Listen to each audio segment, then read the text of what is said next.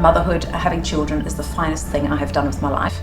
I'm born to be a mother. I absolutely am born to make a difference and contribute, and I love to work, and I think your capacity grows as you go along. So you're a working person and then you get married and your capacity grows, and then first baby comes and your capacity grows, second baby comes and your capacity grows. You just keep growing in God and on the journey.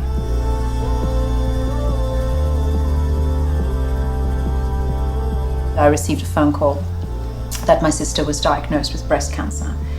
My sister was so ill, just simply we were saying, God, heal her or take her home. It was amazing that I could be in South Africa with her during that time. I took her to all her hospital appointments. I bathed her, I shaved her head. I was with her every day, and it was an absolute gift. That year was the hardest year of my life.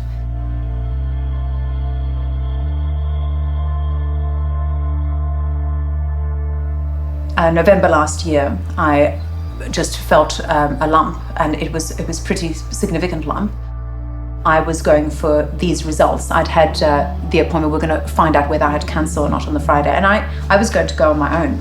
I was talking to Cal Mickelson. I work with her in church. At the end of the conversation, I said, well, you can pray for Friday because this is the story. And she said, who's going with you? And I said, oh no, I'm going alone. And I've chosen to go alone, I'm fine. And she said, I'll come with you. So I said, no, I'm totally okay. I'm grown up enough to know it could not be good news, but I feel like I'm okay to go alone. And she said, I am coming with you. She says, I don't think it's anything bad. I just want to hang out with you. We can do that with our sisters. We don't have to have the answers, but we can go to a hospital appointment with them. We can turn up at their house, as somebody did on the night of the operation. I got a text and they said, I'm standing outside with a gift box. I can just leave it at the door. I don't need to come in. That is felt love. And it makes a huge difference having that. And it's crazy that we would choose to do life on our own. We discovered that I had breast cancer. The very first question in my mind was, what am I going to tell my mother? The way that I was able to walk through it, we just did not allow fear to come into our household and take hold of us. I didn't think I was my sister. We walked with God. My husband was right next to my side. I really felt the prayers of the people around me. The next day I was sitting in church. One girl said, this scripture came to mind for you. And it's such a simple scripture. Somebody was sitting next to me and I grabbed his Bible because I just wanted to read it again for myself. And the scripture was very simply Jeremiah 29:11. For I know the plans that I have for you. They're plans for good and not for destruction. They're plans to give you hope in the future. And I feel like that is what God has said to me throughout things. I know the plans that I have for you. There was an appointment to find out whether the cancer had spread, and that was a big deal. And 5 days before that appointment, I just thought to myself, how am I going to respond if it's spread? And for a moment I just thought, I'm going to be devastated.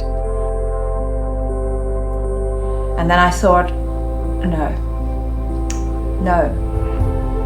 nothing changes. Nothing changes if it is spread. Nothing changes because God is still seated on the throne. We went for the appointment and, Gio was with me. We went in and of course it hadn't spread, which was fantastic news. If I wasn't in a church and I didn't have the friends that I had around me, I don't know how people go through big situations in life without knowing God.